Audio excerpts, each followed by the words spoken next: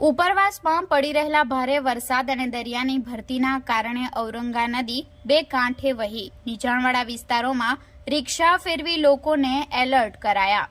વલસાડ જિલ્લા સહિત દક્ષિણ ગુજરાતમાં એક અઠવાડિયાની ભારેથી અતિભારે વરસાદની આગાહી આપવામાં આવી છે।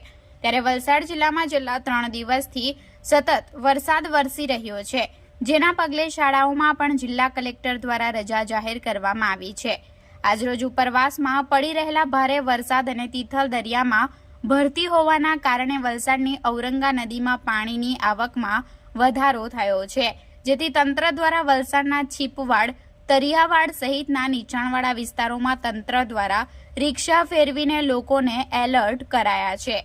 આ સહિત વલસાડના કૈલાસ રોડ પર આવેલા ઔરંગા નદીના પુલના લગોલગ પાણીની સપાટી આવી પહોંચતા તંત્ર દ્વારા વહેલી તકે પુલ પર વાહનોની અવરજવર બંધ કરાવવાની તજવીજ પણ હાથ ધરાઈ છે।